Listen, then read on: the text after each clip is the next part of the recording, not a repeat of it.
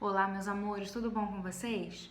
Bom, na aula de hoje nós vamos falar sobre um outro período da Idade Moderna. Na aula passada nós falamos sobre mercantilismo, sobre as políticas mercantilistas e hoje nós vamos falar sobre um novo momento, que são as grandes navegações, ou também chamado como expansões marítimas.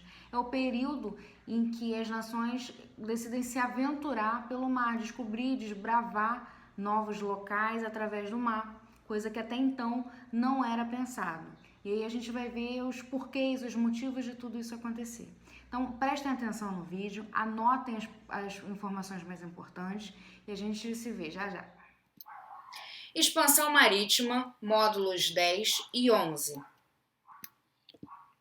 No início da Idade Moderna, não era comum as pessoas se aventurarem pelas viagens pelo mar, então pouco se conhecia de viagens do mar. Por exemplo, nem todos os continentes já tinham sido descobertos. O continente americano não se sabia da existência desse continente, porque as pessoas tinham medo de fazer viagens para explorar os oceanos. E de onde vinha esse medo? De diversas teorias. O mar era conhecido nessa época como mar tenebroso. As pessoas tinham medo do mar, dos oceanos.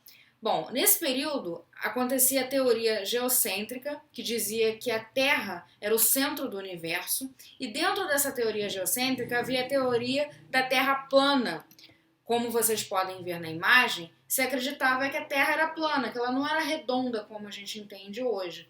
E se ela sendo plana, se você chega nos pontos, nos extremos do planeta, você poderia cair e ficar vagando pelo espaço e se perder pelo espaço e nunca mais ser encontrado. Então esse era um dos motivos das pessoas terem medo de fazer as viagens pelos mares, porque se você vai até lá, a linha do horizonte onde você não consegue mais ver, você acreditava que se você passasse dali, você cairia e ficaria perdido no espaço.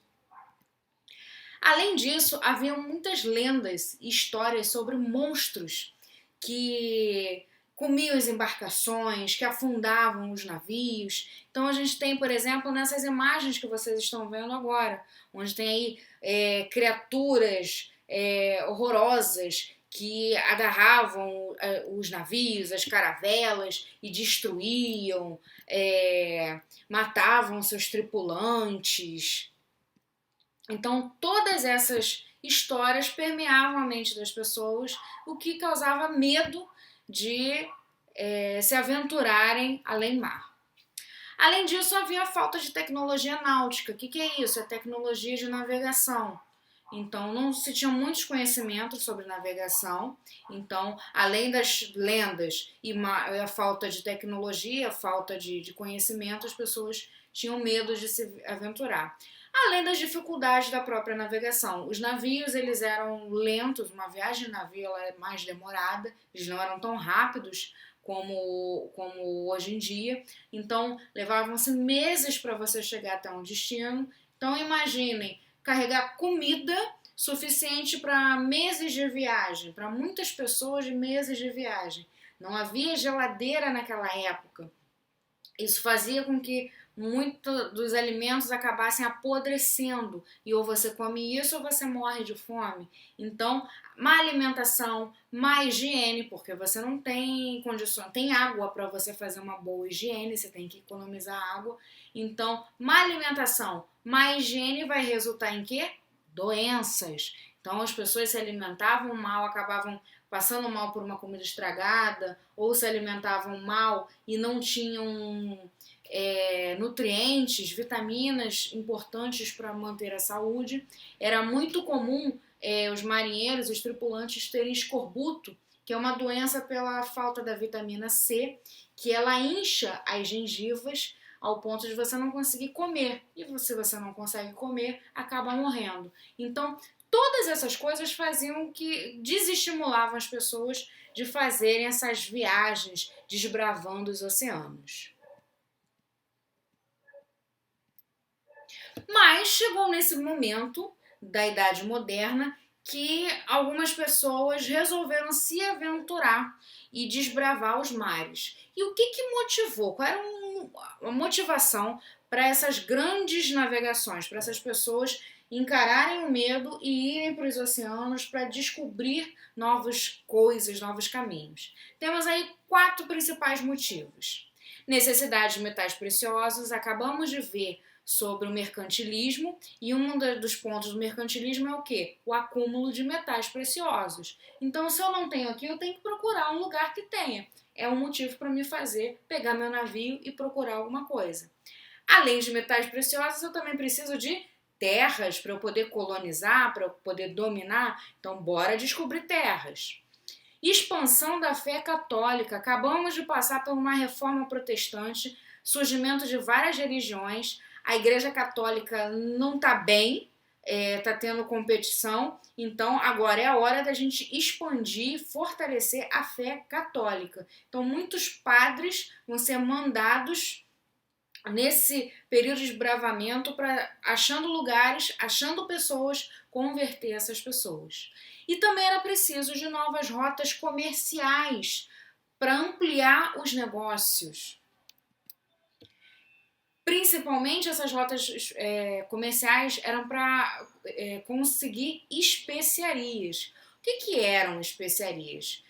Especiarias são produtos usados naquela época até os dias de hoje na culinária para dar sabor e conservar os alimentos. Hoje a gente usa muito mais para dar sabor, mas naquela época, além do sabor, ela era muito importante para conservar os alimentos. Lembrando, eu falei, não existia geladeira naquele período. Então era preciso usar esses produtos para que deixasse a carne mais gostosa, os alimentos mais gostosos, que eles durassem um maior tempo.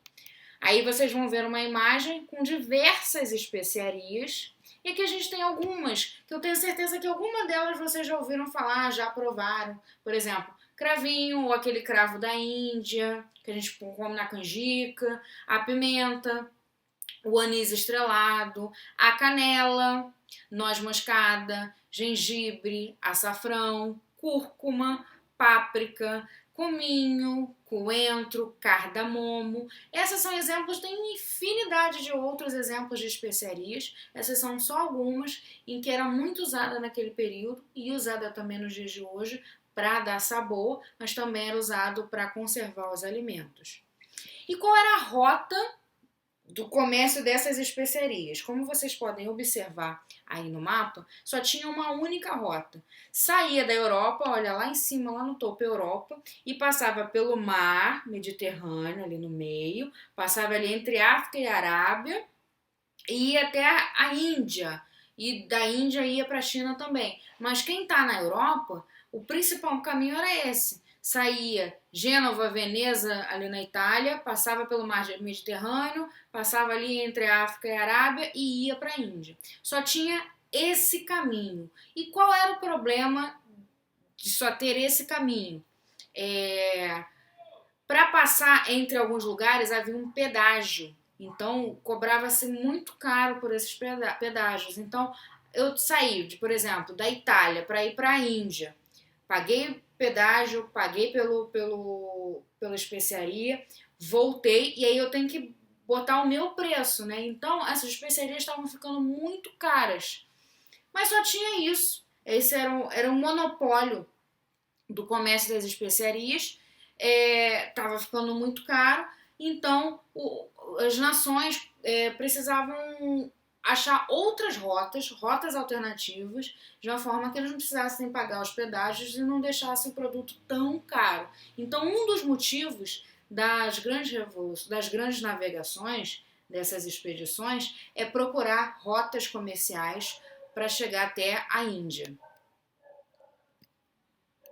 Como vocês podem ver aí está a Índia, o mar Mediterrâneo e aí a Arábia. Bom, o primeiro país, a primeira nação a desbravar o mar foi Portugal. E aí a gente chama de pioneirismo, vem da palavra de pioneiro, é o primeiro. Portugal foi a primeira nação a desbravar os oceanos. Agora, por quê? Por que Portugal? Portugal era um estado centralizado, ou seja, foi o primeiro local a se tornar uma nação, a gente já viu isso no início do primeiro bimestre, era uma monarquia absolutista, então ela estava organizada, tinha dinheiro para isso. Segundo motivo, a posição geográfica. Se vocês repararem no mar, Portugal está de cara com o oceano, o quintal de Portugal é o oceano, então a posição faz com que ele não precise cortar caminho por lugar nenhum, ele já está de cara no mar, é só sair. Além disso, Portugal tinha conhecimento náutico, era o único lugar na Europa que tinha escola de Sagres, era uma escola de navegação. Os melhores navegadores estavam ali, eles tinham instrumentos, então assim, Portugal tinha condições geográficas, condições econômicas e tinha condições tecnológicas para fazer isso. E tinha contato com os mouros, os muçulmanos, né, que também tinham desenvolvimento tecnológico para embarcações e para instrumentos de navegação.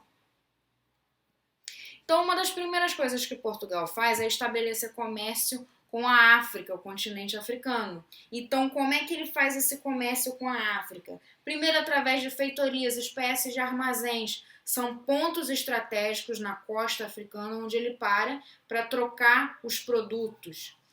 E ali eles estabeleciam uma atividade comercial com venda de ouro, marfim, produtos agrícolas e principalmente escravos. E aí a gente tem o que se chama de périplo africano.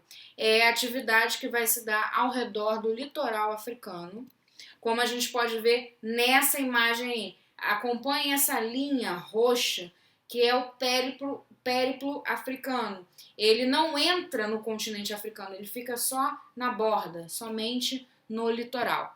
Então aí nessa imagem a gente vê algumas expedições que Portugal faz em torno do continente africano.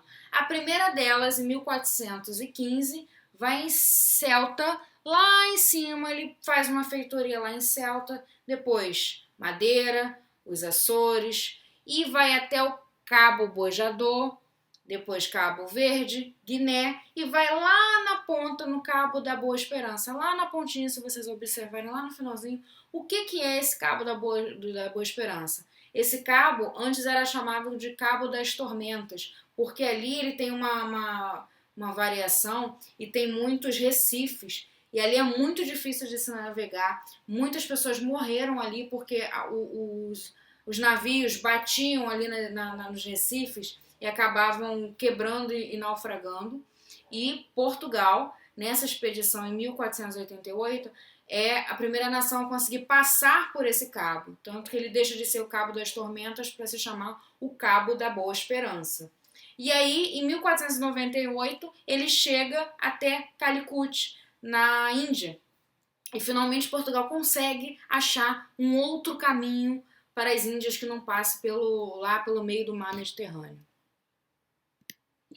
Aqui nessa imagem a gente vê esse mapa com as rotas dessas grandes navegações. Eu quero que vocês prestem atenção na primeira rota em preto. Olhem essa linha preta, é a rota feita por um cara chamado Bartolomeu Dias. Uma viagem que vai de 1487 a 1488, um ano navegando.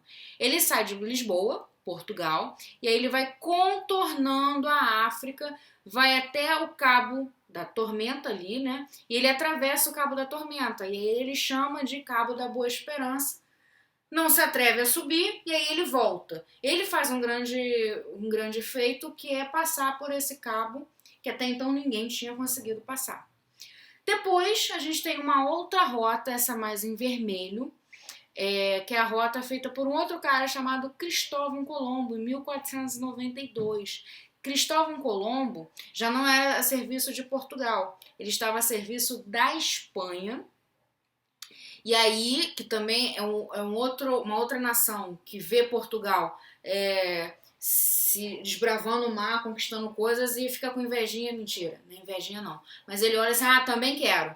E aí ele vai lá e começa a fazer essas expedições também, e a Espanha envia Cristóvão Colombo, e ele acaba descobrindo um novo território, que é o continente americano. Então, o grande feito de Cristóvão Colombo é a descoberta de um novo continente, o continente americano.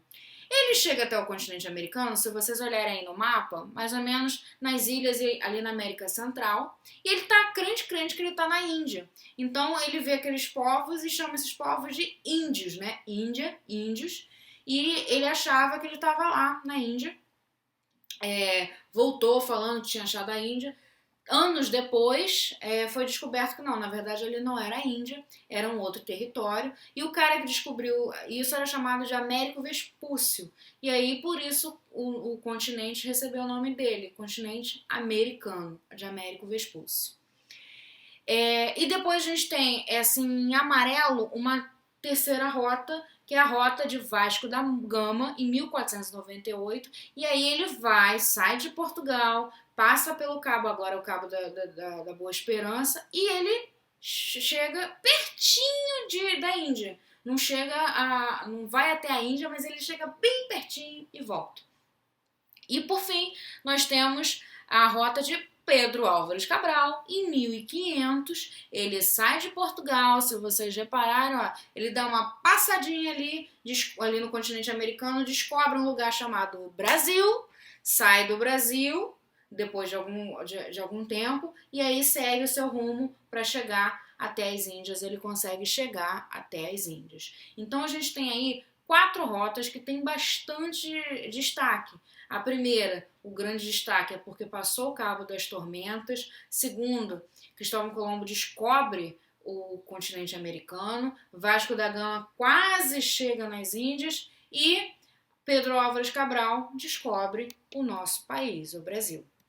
Aí nós temos os moços, de quem eu falei, Cristóvão Colombo, Vasco da Gama e Pedro Álvares Cabral.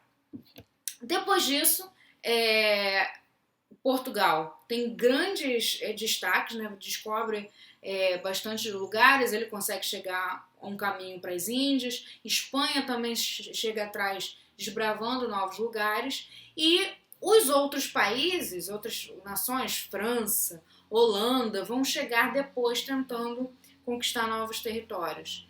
Mas, basicamente, quem domina essa situação é Portugal e Espanha. Ao ponto de Portugal e Espanha se sentarem para fazerem um acordo para dividir esses territórios. É o que a gente chama de Tratado de Tordesilhas. Eles dividem o mundo entre o que é de Portugal e o que é de Espanha. Observem esse mapa aí que vocês estão vendo. Então, o que está em amarelo mais forte seria tudo aquilo que é relacionado à Espanha. O que está em amarelo mais clarinho é o que pertence a Portugal. Então, o Brasil, a princípio, fica pertencendo a Portugal. E aí a gente tem o início de uma nova jornada. Então, como consequência dessa expansão marítima, desse período de grandes navegações, a gente tem 2 principais consequências. A mais importante é o descobrimento de um novo continente, a América, que também vai ser chamada de o Novo Mundo.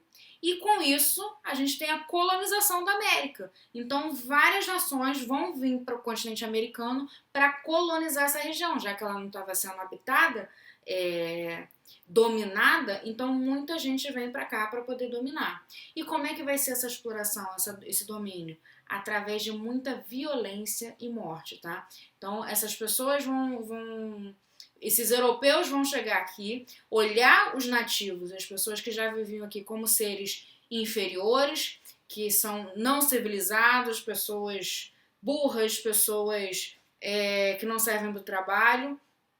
O contato vai trazer muitas doenças para os nativos, então muitas mortes, além do uso da violência. Mas isso é um conteúdo para a próxima aula. Exercícios, vocês vão fazer do livro, página 21 e 22, conceituais 2, 3 e 5 e contextualizados 7, 8, 9 e 10. E a página 32 e 33, onde os conceituais 1 ao 3, contextualizados 6, 7, 8, 9 e aprofundamento 11 e 12. Bom, eu espero que vocês tenham conseguido entender a matéria. Qualquer dúvida a gente vai tirando ao longo das nossas aulas. Façam os exercícios indicados no livro, os exercícios extras que eu vou estar passando ao longo da semana, tá bom, meus amores? Fiquem com Deus e até a próxima aula. Beijão!